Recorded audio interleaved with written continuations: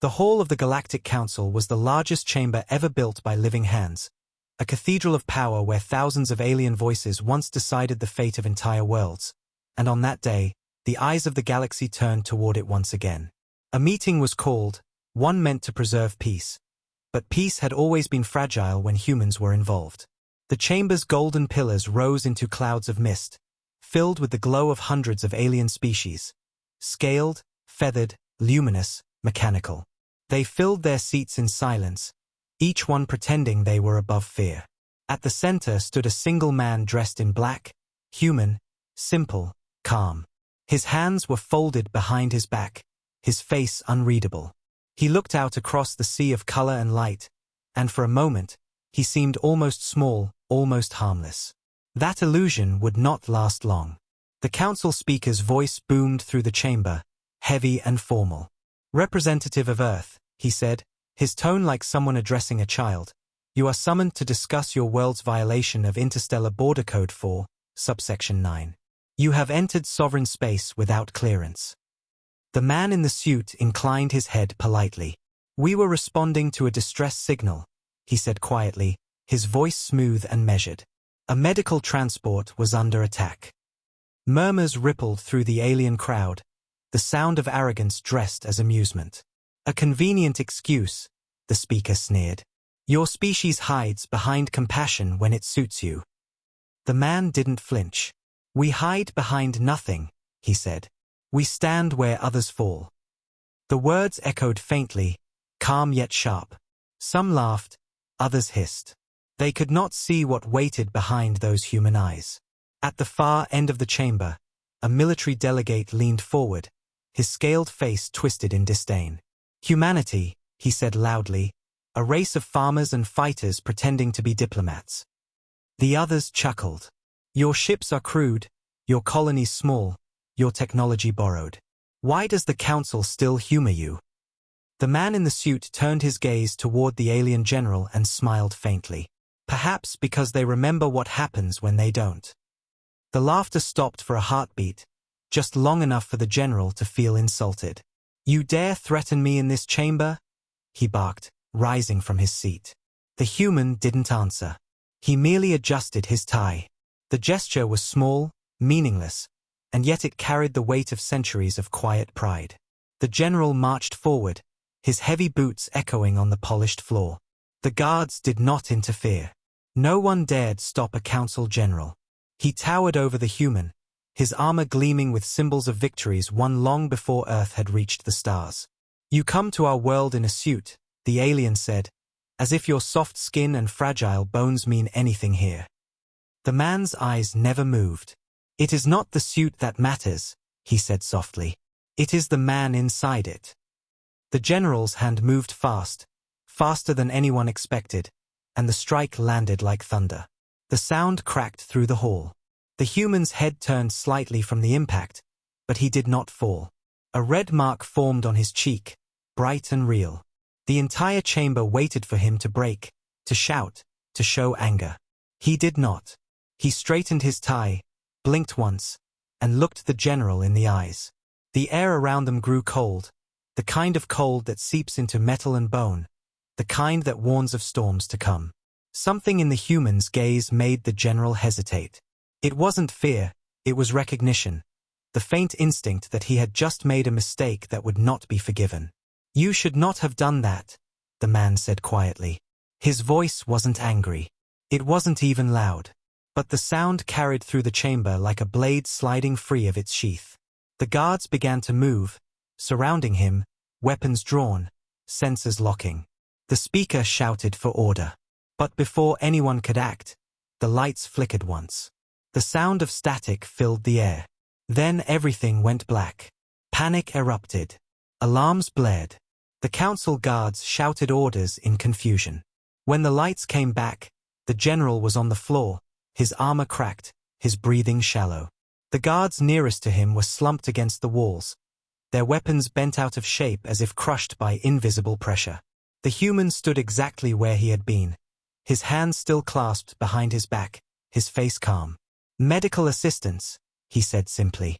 The chamber fell silent. None moved. The speaker's voice trembled for the first time. What did you do? The human looked up toward the high podium, his expression unchanged. I defended myself. Every camera in the chamber recorded it. Every screen across the galaxy saw it. One unarmed man standing in the center of a circle of destruction. Untouched, composed, dangerous. The speaker slammed his fist on the table. You will explain this, he demanded. The human adjusted his cufflinks, as if the question was beneath him. Earth came here for peace, he said. You chose violence. I responded. The alien delegates murmured among themselves. Words like weapon, experiment, monster rippled through the air. But none dared approach him again. He began to walk toward the exit, each step echoing like the ticking of a clock counting down. Guards tried to move in front of him, but their armor flickered, their systems froze, and they stepped aside without understanding why. When he reached the door, he turned once more to face the council. I will report your attack to my superiors, he said evenly. I hope your worlds are prepared to explain it. Then he was gone. Outside, the diplomatic corridor stretched into shadow. The man walked alone, his shoes clicking softly against the marble floor. Behind him, the alarm started again, and the council guards poured into the chamber to find what their leaders could not explain. The general was alive but unconscious. His pulse was steady. His mind, however, was gone. His eyes open but empty, his mouth whispering the same word over and over, human. The medics couldn't revive him. They said it was as if he had seen something too vast for his mind to hold. The news broke across the galaxy within hours. Every network played the footage, the humans standing alone, the guards collapsing, the lights flickering, the silence afterward. Analysts debated endlessly. Some claimed it was advanced technology. Others whispered about psionics or ancient Terran weapons banned after the last war. The Council declared a temporary suspension of Earth's membership, citing security concerns. But the people who had seen that look in the man's eyes knew better. They had not witnessed technology. They had witnessed will. Back on Earth, in a quiet underground facility beneath the Andes, Admiral Cortez watched the broadcast replay on a holoscreen. Around her, senior officers stood in silence. He warned them, one said softly. Cortez nodded. He did. The officer hesitated. Do we extract him? Cortez's gaze remained fixed on the image of the man in the suit. No, she said. He doesn't need extraction. He's already in control. Her voice carried a strange calm, the kind of tone only those who knew exactly what was coming could have. Activate the listening net, she ordered. The council will make their next move soon. Meanwhile, far from the council's eyes, the man in the suit entered a small ship docked in the private port. It was plain, unmarked, black as space itself. As the hatch closed, he removed his tie and placed it neatly on the console. Transmit, he said quietly. A robotic voice replied, transmission ready. He spoke without emotion. Incident confirmed. They made contact. Protocol 0 authorized. The message vanished into subspace. He leaned back, closing his eyes for a brief moment. To him, none of this was new. Every mission ended the same way. They mocked, they provoked, and they learned. Back in the council's capital, the panic deepened. Delegates argued in public, accusing each other of conspiracy. The humans are hiding something, one shouted. They should never have been allowed to join the council. Others disagreed. They have always honored treaties. It was we who provoked them. But reason was drowned by fear. Every delegate who had been in that room remembered the silence that followed the blackout. The heavy, crushing weight that had pressed down on their chests. The feeling that something vast had looked at them and measured them. None would ever forget it. The council's intelligence branch launched a full investigation. They found no weapon, no device, nothing that explained what had happened. The only clue came from the damaged armor of the fallen guards. Each plate was bent inward, as if hit from every direction at once. There were no burns, no cuts, only force. A scientist examined the readings and whispered the conclusion no one wanted to hear. It wasn't technology. It was intent. The report was buried immediately. Across the galaxy, whispers began to spread again. Rumors of humanity's hidden hand, of the man in the suit, of the invisible power Earth used to protect itself. Some called him an assassin, others an angel of vengeance. A few said he wasn't entirely human anymore, that he was a product of something Earth had built in the shadows of its wars, a living deterrent, polite but unstoppable. No one could prove it, and no one dared test it. That night, in the quiet of his ship, the man in the suit looked out through the window at the stars. They were beautiful, countless, and distant, each one a reminder of how small everything seemed before power and pride destroyed it. He reached into his pocket and pulled out a small coin, silver, with the Terran insignia engraved across one side, a circle divided by a single line. He turned it over once and smiled faintly. "You never learn," he murmured.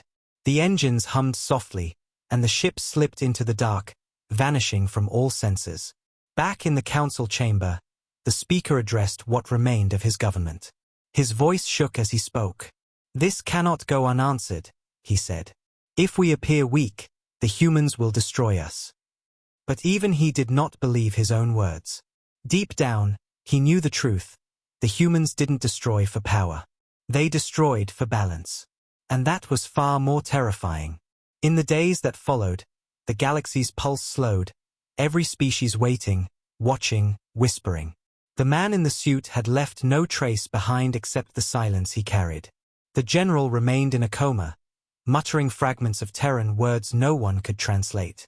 And somewhere beyond the edge of known space, humanity began to move pieces unseen, preparing for what everyone already feared. The meeting that should have brought peace had done something far greater. It had reminded the galaxy what it meant to provoke Earth. The man in the suit would return, not with words this time, but with judgment. And when he did, the stars themselves would remember the day the council tried to break a man and learned too late that death sometimes wears a smile and a suit. The council thought the human was gone, but the truth was far darker. He had never left, he had simply stepped back into the shadows that Earth had woven across the stars, and those shadows were now beginning to move. The attack on Earth's Diplomat was not a small mistake. It was a declaration of arrogance written in blood and pride, and the galaxy would soon learn what that cost. 4 days after the meeting, the council capital was a fortress in panic, filled with soldiers patrolling every hall, engineers scanning every corner for invisible weapons, and ministers whispering of retaliation before the humans could respond. But fear has a strange rhythm, and before they could act, the first signs began.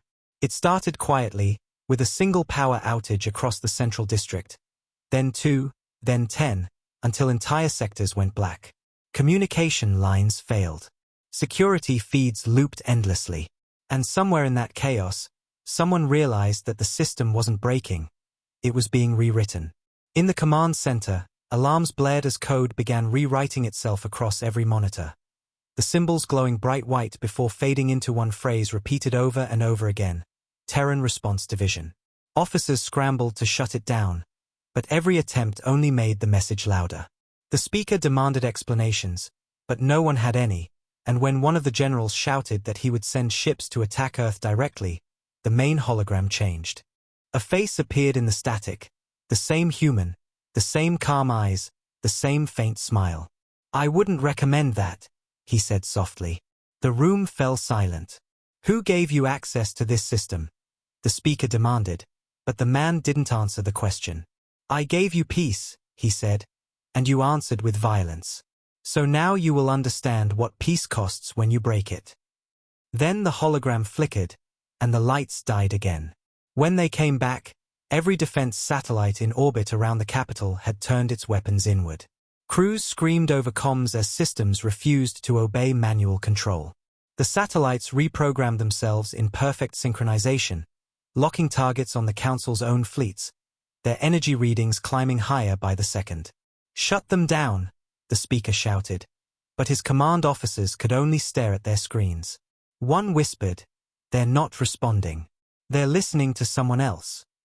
The speaker froze. Someone else. The officer swallowed hard. Someone from Earth. Outside the windows, the night sky turned crimson as the satellites opened fire. Not on the capital, not on the people, but on the Council's armories and shipyards, erasing centuries of accumulated dominance in a matter of minutes. The explosions painted the horizon red, and the only sound louder than the thunder was the realization that they were utterly powerless. At that same moment, across light-years of space, the Terran fleet stirred in silence. In a hidden base carved beneath the ice of Europa, the true command center of humanity came alive. The floor trembled as giant holographic displays lit up with blue lines connecting stars and systems. Commander Elias Trent stood in the middle, dressed in the same black suit, his hands clasped behind his back. Around him, officers reported status updates with calm precision. Operation Echo is in motion, one said. Phase 1 complete. Trent nodded. Good, he said softly. Now they will see what silence can do. He turned toward the window where Jupiter's storm swirled like an ancient god. His reflection in the glass looked almost ghostly. Admiral Cortez will lead the main fleet, he said. We move only when they strike first. But the Council had already struck without knowing it. Their fleets, now half-blind and terrified, began mobilizing toward Earth's borders. Thousands of ships jumped into hyperspace, but halfway through their routes, something impossible happened. Their engines shut down mid-jump, leaving them stranded in a pocket of nothingness, suspended between stars. Every ship froze in that void, their systems dead, their comms silent. One captain managed to send a single transmission before vanishing entirely. The message contained only 2 words, "He's here." The Council tried to trace it, but the origin was scattered across hundreds of sectors, as if the human presence existed everywhere and nowhere at once. Back on the capital, chaos consumed the council chambers. Delegates screamed at each other, demanding to know who had provoked Earth, who had given the order to strike the Diplomat. The speaker slammed his fist against the table. Enough! We will send our fleet to Earth immediately and end this before they destroy us. But even as he said it, his communications officer spoke up in a trembling voice. Sir, there is no fleet. The speaker turned slowly. What? The officer's face was pale. All of our warships, they're gone. Every ship that entered hyperspace has disappeared. Silence fell. And then, a voice came through the main speakers, soft and familiar. You sent them to die. The speaker froze. The voice continued. You believed strength meant safety. You believed fear could keep peace. Now you will learn that respect is built, not taken. The voice faded, leaving the Council in stunned silence. For the first time in history, the Council asked Earth for help. A broadcast was sent across every Terran frequency, declaring that a rogue element had attacked the Diplomat without permission, begging for forgiveness, offering trade, tribute, anything to prevent retaliation. No response came. The message traveled for days, and still Earth remained silent. Across the galaxy, species who had once mocked humanity began to panic. Refugees fled from Council worlds to Terran space, believing Earth's wrath would consume everything in its path. But when they reached the border, they found something unexpected: no warships, no blockades, only silence and a single satellite broadcasting an old Earth phrase in hundreds of alien tongues. Actions speak louder than words. In the Council's desperation, they tried one last plan. They would capture the human Diplomat and force a confession on live broadcast, prove to the galaxy that he was the aggressor. Elite strike teams were assembled, armed with experimental nullfields designed to block Terran technology.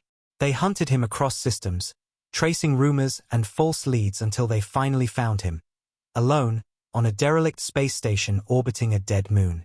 They surrounded the structure, sealing every exit. The leader of the strike team activated his comm. You're surrounded, human. Surrender and face trial. There was a pause, then a voice came through the static. You still don't understand, it said quietly. I'm not trapped in here with you. You're trapped in here with me. And then the lights went out again.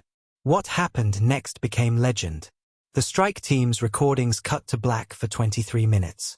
When the feed resumed, the entire station was drifting, every soldier unconscious, their weapons melted into slag.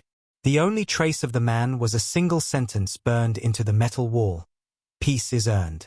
The recording leaked across the galaxy within hours. The Council tried to suppress it, but it was too late. Billions watched it. Billions understood the message. Humanity didn't want conquest. They wanted respect. And respect was something the galaxy had never given them. Until now. Back on Earth, Commander Trent watched the footage with no visible emotion. His second-in-command entered the room quietly. "They'll come begging soon," she said. "The Council can't survive this." Trent nodded slowly. "They already are." He turned off the screen and looked out at the stars. "The problem with arrogance," he said softly, "is that it makes them think they started this. They never understand. They were warned." He walked to the center of the room, where a small Terran emblem glowed on the floor. "Prepare Phase 2, he ordered. "If they call for peace, we answer. If they call for war, we finish it." Meanwhile, across the Council's remaining colonies, fear turned to revolt. Worlds under their rule declared independence, shouting that they would no longer serve those who had provoked Earth. In less than a week, the mighty empire that once spanned half the galaxy began to crumble from within. And somewhere deep in the void, aboard a silent Terran warship cloaked in darkness, the man in the suit closed his eyes and whispered a quiet phrase to himself, one that every Terran officer knew by heart: peace through strength. Justice through silence. The ship's engines flared once, and then it disappeared into the black, leaving the galaxy trembling in its wake. The Council's attack on Earth's Diplomat had not ended in a battle. It had ended in revelation. They learned too late that the human standing in that golden chamber was not a messenger of peace, but the embodiment of consequence. The suit was not armor, it was restraint. And when restraint broke, the galaxy finally saw what Earth had kept hidden for far too long for the galaxy. He was just a man in a suit, polite and silent, but for Earth, he was something else entirely. His name was Commander Elias Trent, though few ever spoke it aloud. On every file that existed, his title was simply Terran Diplomatic Asset. But there was nothing diplomatic about what he did. He was trained in silence, built in shadows, raised not to fight wars but to end them before they began. The Council believed they had struck a representative, but in truth, they had struck Earth's most dangerous weapon. A man who could destroy civilizations without firing a single shot. The attack in the Council chamber had been recorded from 100 angles, but none showed what really happened.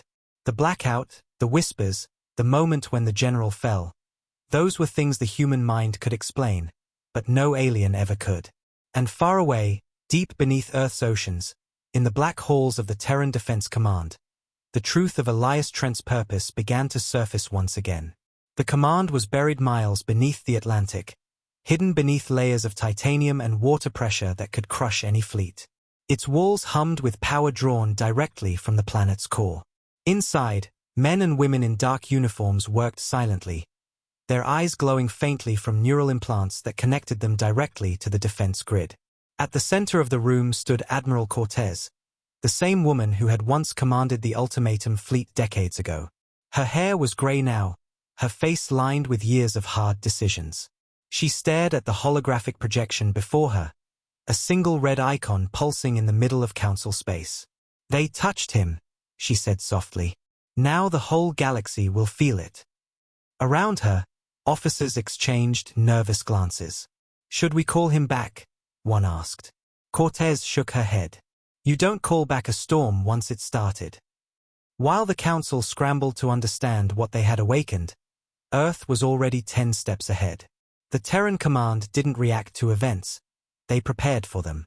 For years, they had known this day would come, the day when arrogance would outweigh reason, when the Council would push too far.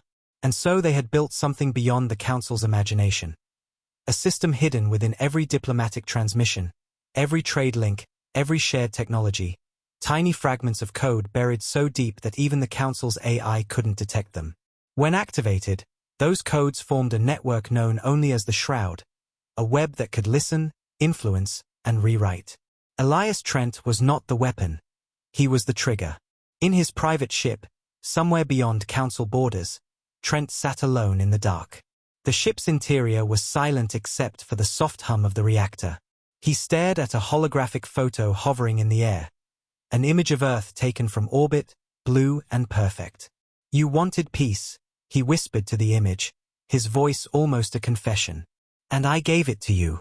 But they only understand fear. He touched the control panel, and lines of code scrolled across the glass. The words Phase 2 active glowed briefly before fading. Let them see what peace looks like when you break it, he said, and the ship jumped into hyperspace, leaving a ripple of light that disappeared in seconds. Back on the Council's capital, the panic had reached new heights. Fleets reported strange sensor readings, phantom ships appearing and disappearing at the edge of their systems, unidentified signals repeating ancient Terran phrases. In one sector, every broadcast frequency was hijacked simultaneously, transmitting only a single sound, a heartbeat. Scientists worked day and night trying to trace its origin, but no one could. The heartbeat didn't come from one source, it came from everywhere. It was the sound of the shroud pulsing across the galaxy, the sound of humanity reminding the universe that it was still here. And every pulse carried the same encoded signature, Trent. When the speaker demanded answers from his intelligence division, their leader brought a small data crystal to the table.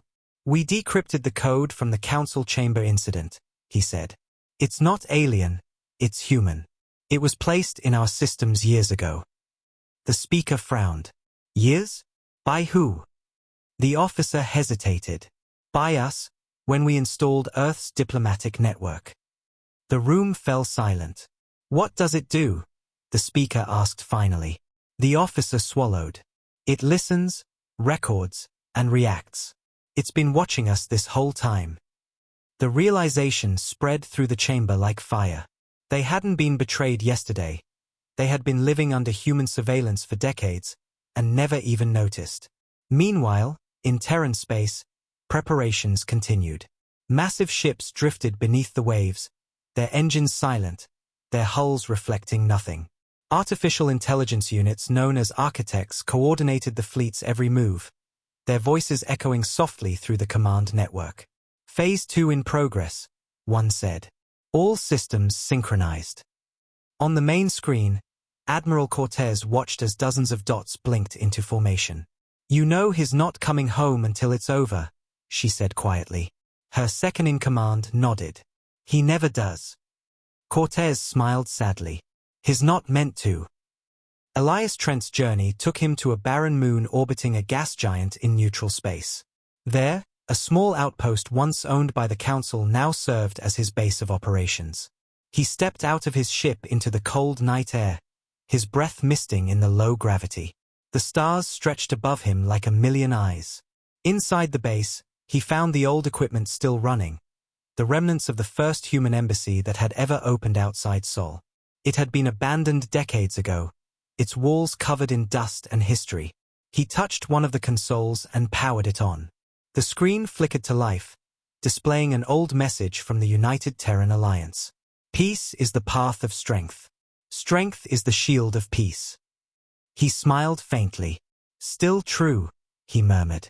Then he uploaded a single file, the one marked Eclipse Protocol. Across the galaxy, the shroud shifted again.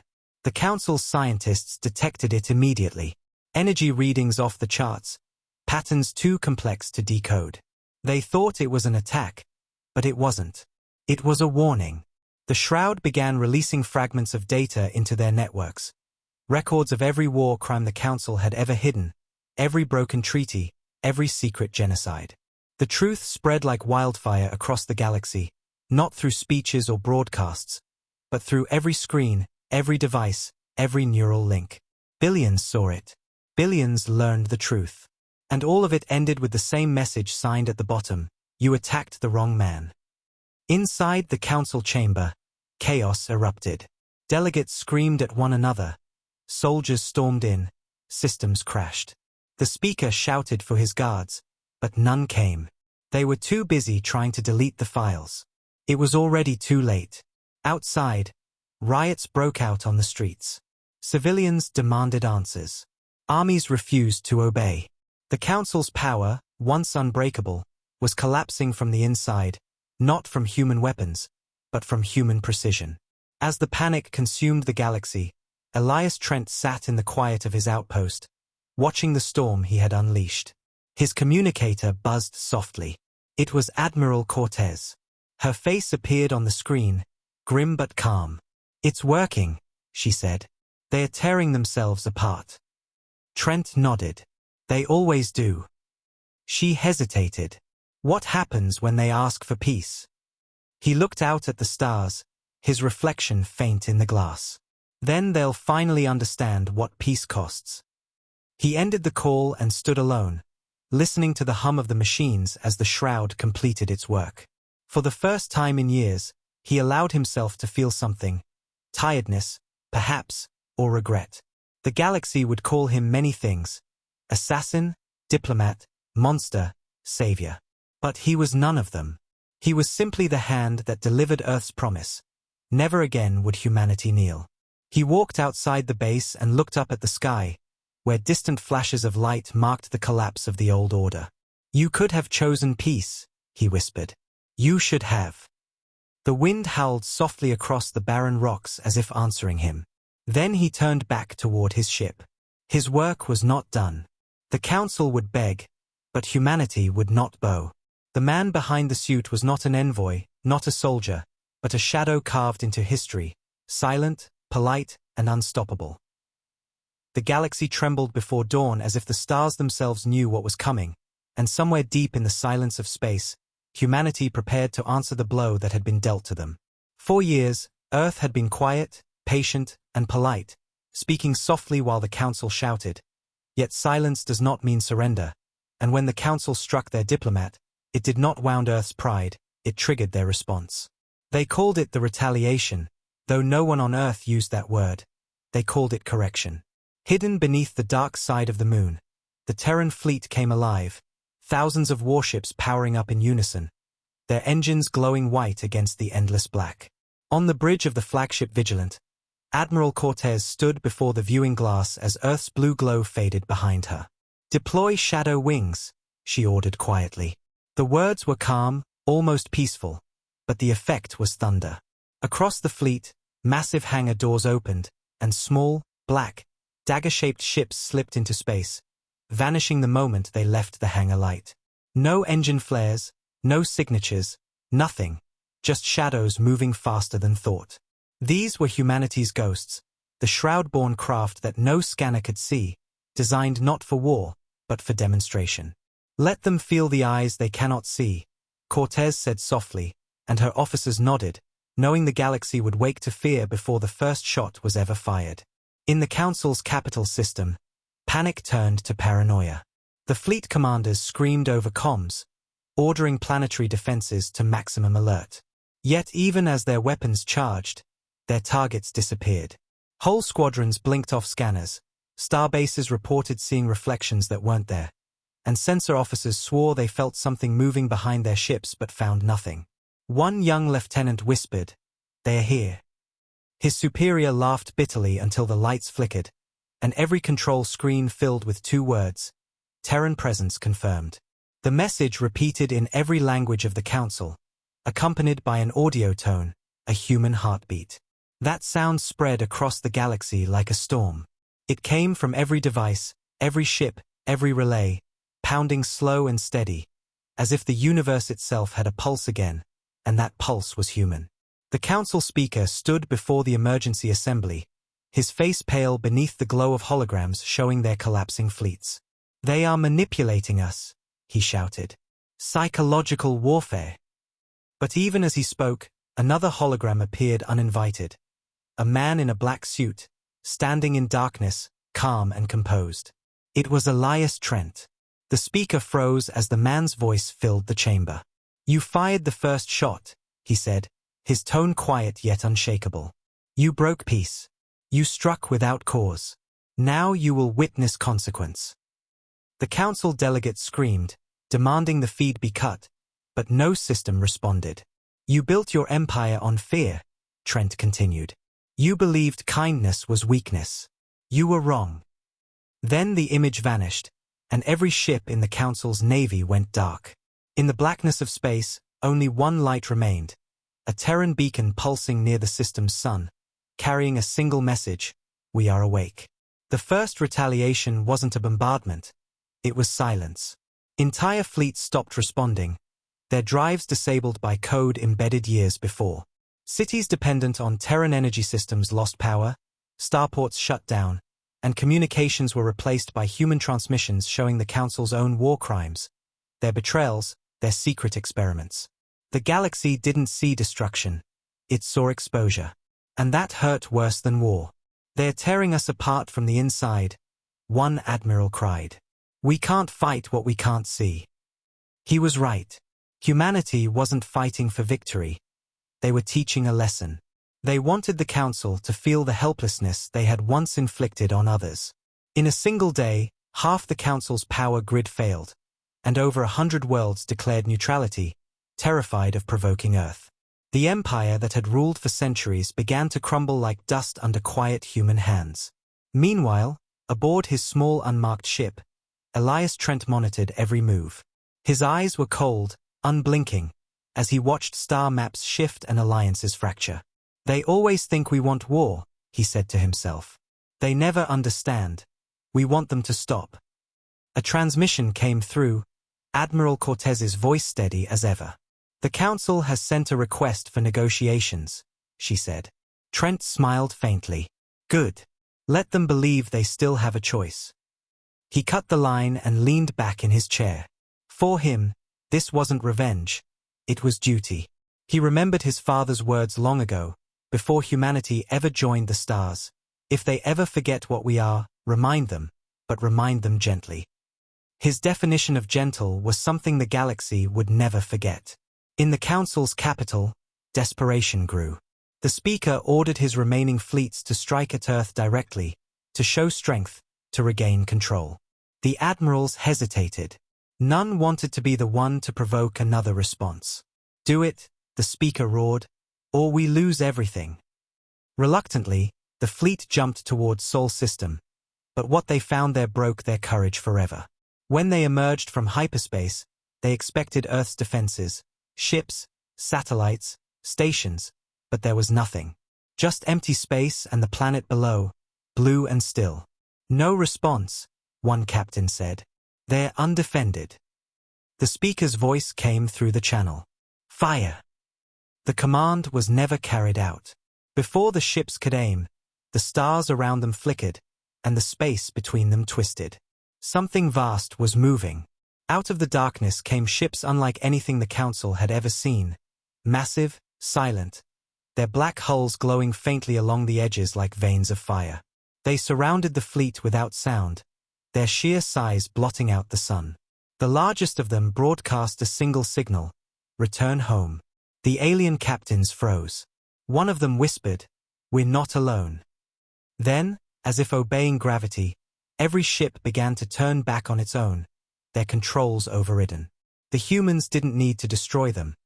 They simply sent them home, defeated, humiliated, alive only to tell the tale. Back on the capital, the Speaker watched the feed collapse. His heart pounded as his ministers shouted, they are in our systems, they control everything. He slammed his hands on the table. Then fight. But even as he screamed, every screen in the chamber switched to a single image again. The man in the black suit. His voice was quiet, patient, final. You have one last chance, Trent said. Stand down. End your war. End your empire.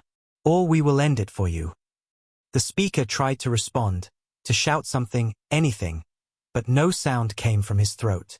The microphone didn't transmit. The systems didn't obey. Only one voice spoke, and it wasn't his. You don't speak for the galaxy anymore, Trent said. You never did. Across the stars, humanity's retaliation unfolded not through chaos but through design. Terran fleets appeared above slave worlds, disabling the collars of millions without firing a shot.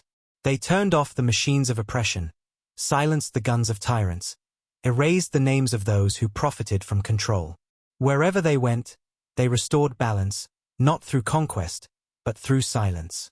Planets long forgotten by the Council now saw human ships descend with supplies and medicine instead of fire. The message was clear: Earth does not conquer, it corrects. And yet, In the quiet halls of Terran Command, Admiral Cortez looked at the galaxy map glowing red and blue and felt no joy. "How long do we keep this up?" she asked quietly. Elias Trent appeared beside her, his reflection mirrored in the glass. "Until they remember," he said. She nodded slowly. "And if they forget again?"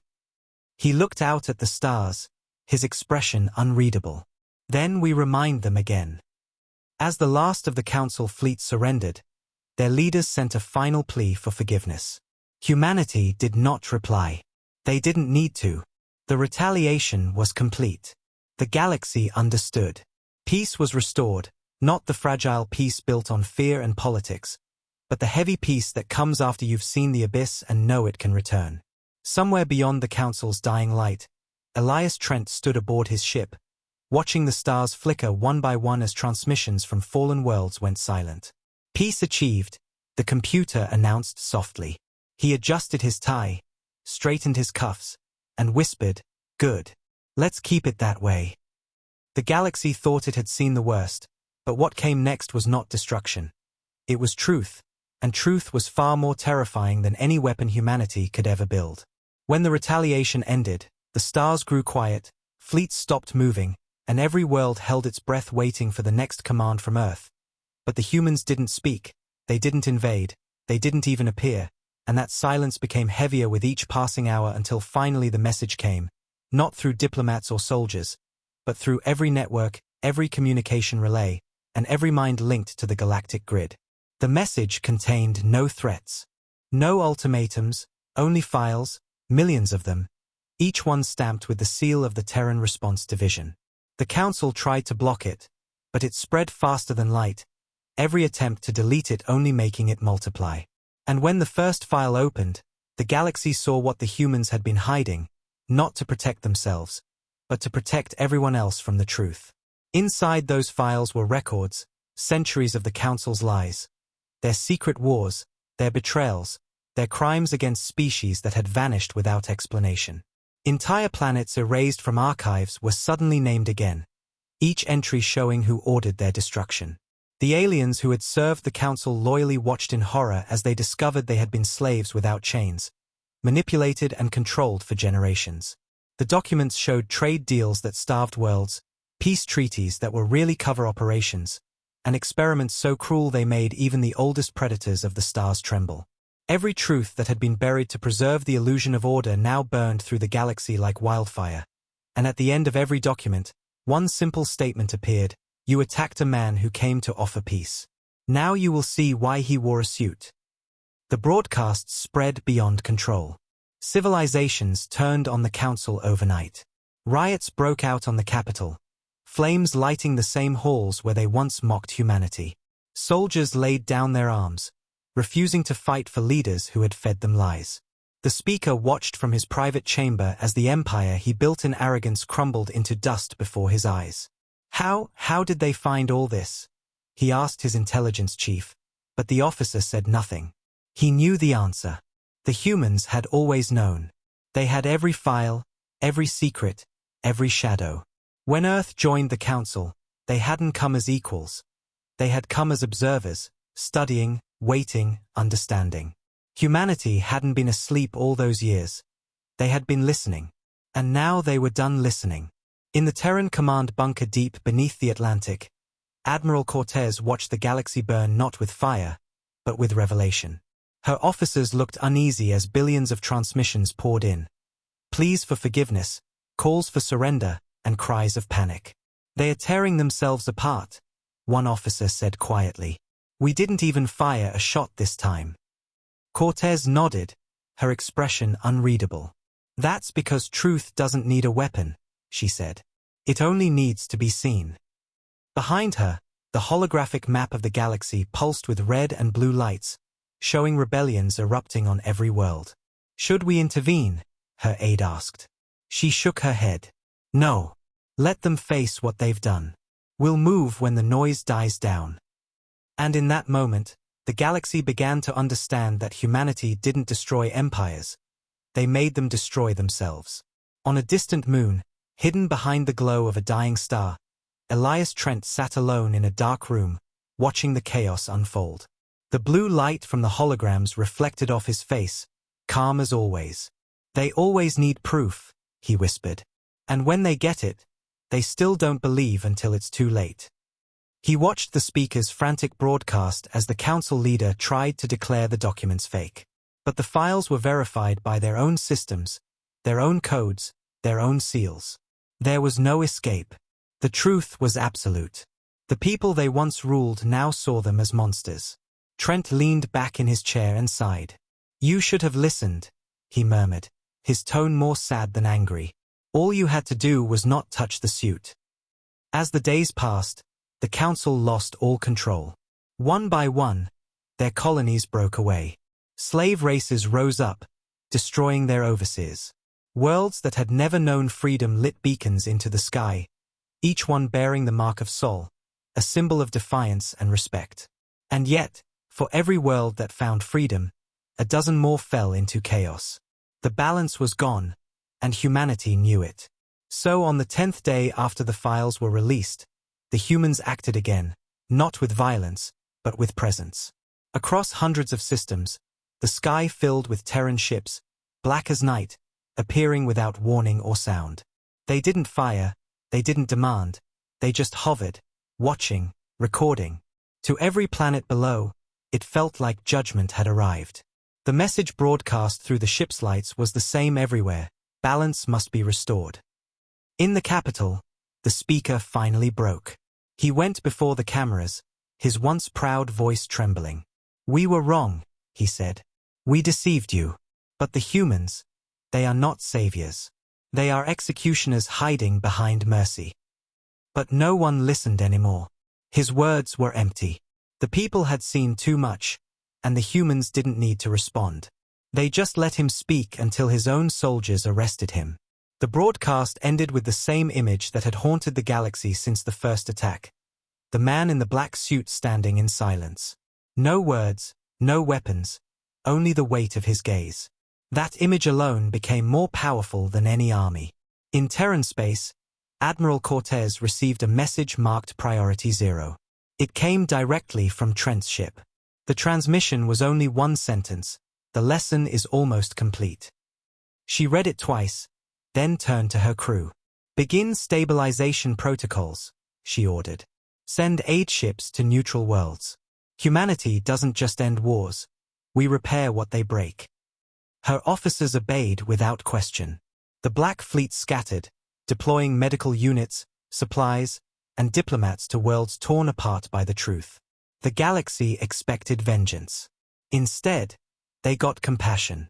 And that terrified them even more. Because vengeance they could understand, but mercy after destruction? That was something beyond comprehension. While aid ships landed on burned worlds, Elias Trent walked through the ruins of the Council's once great capital. He had come without guards, without ceremony. The people parted for him as he moved through the shattered streets, his black suit spotless amidst the dust and ash. He reached the great hall where the Council had mocked him, where the alien general had struck him, and where everything began. The walls were cracked, the floor scorched, the banners torn. He stood in the center of the chamber and looked up at the broken ceiling. "You wanted dominance," he said quietly. "Now you have silence." He knelt and placed a small metal insignia on the ground, the symbol of the Terran diplomatic corps. "Let this remind you," he whispered. "We came to build, not destroy." Then he turned and walked away, leaving the insignia gleaming faintly in the dim light, a memorial to what could have been. From that day forward, the galaxy was no longer ruled by fear of power but by fear of truth. Every leader, every empire, every system knew that somewhere out there, humanity watched, and that if they ever betrayed peace again, the man in the suit, or someone like him, would return. No one knew where Elias Trent went after that. Some said he vanished into the stars. Others said he returned to Earth. But one thing became legend. Whenever a world stood on the edge of corruption or war, a transmission would appear, silent except for one sound, the slow, steady heartbeat of humanity. And when it stopped, peace would follow. The revelation had shattered the galaxy, but what followed was worse, the reckoning. For centuries, the Galactic Council had ruled through fear, lies, and silence, believing themselves untouchable, immortal in power. But when truth stripped them bare, all that remained was guilt, and guilt always demands judgment. The council's capital lay in ruins, its sky a permanent dusk of smoke and broken satellites. Where once 1,000 ships guarded the horizon, now only shadows drifted, watching, silent and patient. The people who once worshipped the council's symbol tore it down, replacing it with nothing but the mark of Sol, a circle with a single line through its center. The emblem didn't promise conquest, it promised consequence. And above that dying world, a Terran ship hung in orbit like a silent verdict, its black hull reflecting the fires below. Inside stood Elias Trent, the man in the suit, calm as always, his hands folded behind his back. His reflection in the viewport looked tired, older perhaps, but his eyes carried the same cold precision that made entire fleets hesitate. The time for warnings had ended. The time for judgment had come. Across the galaxy, transmissions were sent to every surviving council world. The message was short, emotionless, written in the voice of humanity itself. "You will answer," it said. "Each world, each leader, each name that chose greed over peace will be held accountable. No more hidden crimes. No more empires of silence." The message spread faster than light, carried by systems the Council once thought they controlled. Within hours, 1,000 worlds received identical summons, their leaders ordered to appear before a neutral planet known only by its new name, Verdict. Once, it had been a barren moon, but humanity transformed it overnight into something extraordinary. From orbit, it looked like a black mirror surrounded by a ring of light. On its surface stood a single structure, the Hall of Truth. It wasn't large, but it didn't need to be. The air shimmered with a quiet energy that made even machines hesitate to function. Those who stepped upon it felt the weight of something invisible pressing down on them, something ancient and unyielding, justice. When the first council delegates arrived, they were met not by soldiers but by silence. No guards, no escorts, no weapons. Only the man in the suit standing at the end of a long corridor lined with light. He did not speak at first. He only watched as the aliens shuffled nervously, their eyes darting between him and the doors that sealed behind them. "You asked for peace," Trent said finally, his voice low and measured.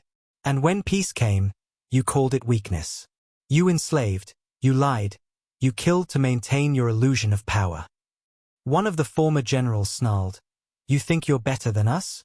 You're just another empire in disguise." Trent's expression didn't change. "Empires conquer to rule," he said. "Humanity corrects to remember." Then he gestured, and the walls around them came alive with images. Every atrocity, every betrayal, every lie committed under the Council's name.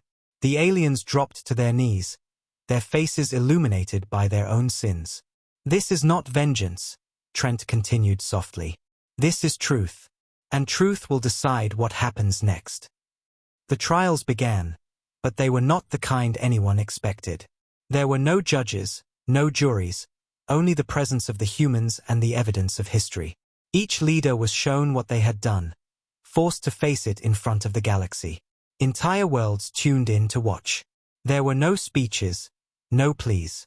The Terran AI that oversaw the proceedings, an intelligence older than most empires, spoke only one question to each accused: "Do you deny it?" Some did. Some screamed that the humans had forged everything. But the proof was undeniable, their own voices and codes confirming every crime. Those who lied vanished mid-sentence, their images fading as the AI erased their digital existence. Their bodies would later be found where they stood, lifeless, untouched. The rest confessed, not because they wanted to, but because they understood that no lie could survive under human eyes. The galaxy watched in silence as the mighty were reduced to truth. The Hall of Truth became a place of pilgrimage, where entire civilizations came to offer testimony of what the Council had done to them. For the first time in millennia, the oppressed spoke freely. The screams of the past echoed, and the man in the suit listened to them all. He didn't celebrate, he didn't smile. Judgment wasn't joy, it was responsibility. Each time a new world's crimes were revealed, Trent stood quietly, recording, his face unreadable. When one of his aides asked him how he endured it, He replied softly, "You can't destroy monsters by becoming one. You show them the mirror." But even justice has limits, and humanity knew that punishment alone would not save the galaxy. Admiral Cortez convened a meeting of the Terran High Command. "We can't control them," one officer warned. "If we remove the Council completely, chaos will follow." Cortez looked toward the stars displayed on the holomap. "We don't need to control them," she said. "We need them to remember." It was then that humanity revealed its final act, not of destruction, but of creation. They built the Archive of Silence, a network spanning hundreds of systems, recording every truth uncovered, every voice heard. It could never be deleted, never altered, never hidden again. It was humanity's promise that the galaxy would never forget. On the final day of judgment, when the last of the Council's leaders stood trial, Elias Trent entered the hall alone. The chamber was filled with projections of faces, thousands of alien species watching him from across the stars. "You came to fear us," he said, his tone quiet but carrying to every corner of the hall. "You called us dangerous, unpredictable, violent. You were right." The crowd shifted uneasily. "We are dangerous," he continued, "because we remember. We remember when you called us children. We remember when you broke peace and laughed.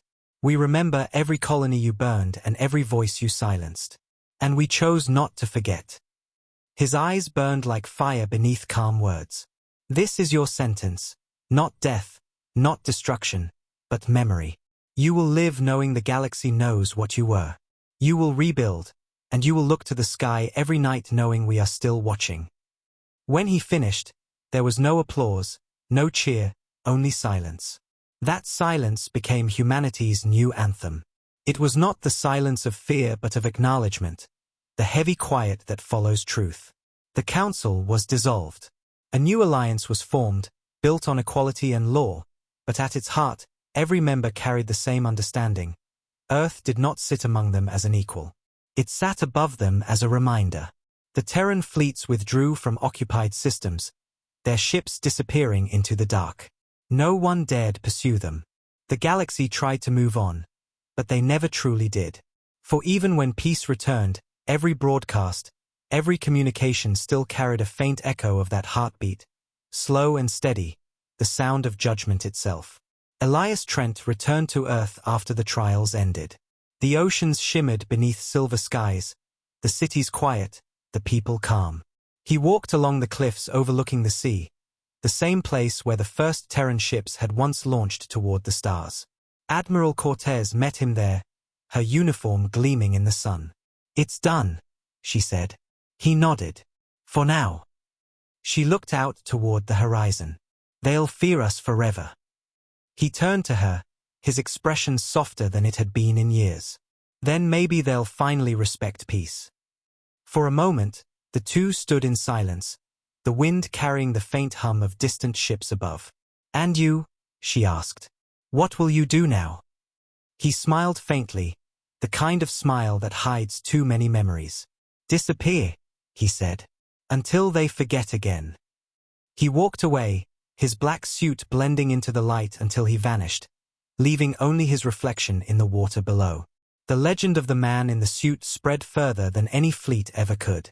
Some said he became immortal, an echo of Earth's will that appeared whenever peace was betrayed. Others said he died a long time ago, and what the galaxy saw was just the shadow of a promise, humanity's promise. But every time conflict began to rise again, every time an empire forgot humility, a signal would appear in the void, simple and quiet, carrying his voice, "Remember the trials." And with those words, the stars would go silent again, waiting, listening, afraid to move when the judgment ended, and the last echoes of the trials faded into the void. The galaxy entered a silence deeper than it had ever known. It wasn't the silence of peace or calm. It was the silence of something vast watching from beyond the stars, unseen but never absent, the silence of Earth. Every world rebuilt in fear and respect, every ship whispered the same truth. The humans had returned to their shadows, and that was far more terrifying than if they had stayed. For months, the networks went quiet, the stars steady, the borders calm, but no one trusted it. No one dared speak Earth's name too loudly, afraid the sound alone might summon them again. The Council's old banners were gone, replaced by the sigil of the new Galactic Accord, but even that symbol carried a line beneath the circle, a reminder that peace existed only because humanity allowed it to. And on the edge of every system, deep sensors would sometimes pick up a faint anomaly. No energy reading, no light, just the feeling that something immense was passing by in the dark, unseen. When captains asked their crews what it was, the answer was always the same: it's them. The new alliance tried to contact Earth, sending ships, envoys, pleas for guidance. None returned. Every transmission toward Sol was swallowed by static. The system itself had become unreachable, hidden behind an invisible barrier of energy. Some said it was a shield. Others said it was a warning. They called it the Veil of Humanity, a living wall of light that shimmered around the solar system like dawn trapped in space. Probes that approached it disintegrated without a trace. No explosion, no debris, just silence. But every few years, a signal would emerge from within, faint but clear, a single coded message repeated across every band: observe, learn, remember.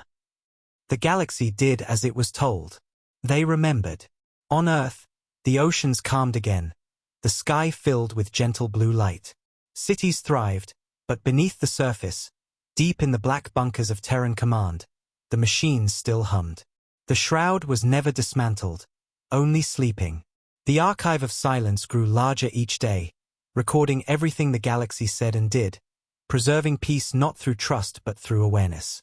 In the heart of the command chamber, Admiral Cortez stood alone before the great screen showing the galaxy slowly spinning. Her hair had turned silver, her hands steady. She whispered to herself, "They think we're gone. Let them." Behind her, a soft voice spoke. It was Elias Trent, older now, but still calm, still in the same black suit. "Gone?" he said with a faint smile. "We're just waiting." She turned toward him, her expression mixed with pride and sorrow. "Do they even know what you are to them anymore?" He shook his head. "A story. A warning. Maybe that's enough." He stepped forward and touched the screen where the Council's capital once glowed red. "History repeats," he said softly. "But this time, history knows we're listening." Far beyond the reach of the Alliance, humanity's fleets slept in the dark, hidden under moons, buried in oceans, drifting between stars. Some ships were so large that entire civilizations could live inside them, silent arcs waiting for the day they would be needed again. The humans had withdrawn not out of mercy but out of discipline. They didn't want to rule the galaxy. They wanted it to grow, and to fear what it might awaken if it forgot. In time, the myth of the man in the suit became a legend told in whispers across countless worlds. In bars, in temples, in military academies, people spoke of him as the ghost of justice, the envoy who smiled before storms. Children asked their elders if he was real, and the elders always said the same thing: "He's real when you break peace." One night, 1,000 years after the trials, an exploration vessel from the Alliance dared to approach Sol again. The crew consisted of every race, united by curiosity more than fear. As they neared the Veil, their instruments failed, their lights dimmed, and a soft voice came through the speakers, calm, familiar, impossible. "You've come far," it said. "You've learned much. Do you understand now?" The crew froze. One of them stammered, Who is this?" The voice chuckled lightly. "You already know." And then, before they could answer, their ship found itself drifting light years away from Sol, unharmed but marked. The hull bore a new symbol, a circle divided by a single line. No one could remove it. They returned home in silence. The Alliance called it a miracle. Others called it a message. Humanity called it a reminder. On Earth, Elias Trent walked through the Terran gardens overlooking the rebuilt capital of New Geneva. The city glowed in gold and silver beneath the night sky, quiet and content. He stopped at a memorial wall carved into stone, where the names of those lost during the Age of Betrayal were written. He touched one of the names gently and whispered, "You see? They remember now." The wind carried his voice away, soft and final. As he turned to leave, The lights above flickered briefly, and for an instant, the reflection of countless stars shimmered in his eyes. Somewhere, beyond the veil, 1,000 ships stirred, their engines flickering to life for just a second before returning to silence. Humanity was still there, still watching, still ready. In time, the galaxy learned that peace wasn't a gift. It was a choice that had to be made every day. And whenever that choice faltered, whenever greed whispered louder than reason, the lights in the night sky would flicker, communications would fail, and a single phrase would echo through the void, "Earth is listening." Then, as quickly as it came, the message would fade, leaving nothing but the sound of a heartbeat and the endless silence that followed. That silence became sacred, eternal, and unbroken. It was the sound of humanity's promise, the promise that as long as stars burned, no empire would ever again mistake peace for weakness. The galaxy called it the silence of Sol. Humanity called it home.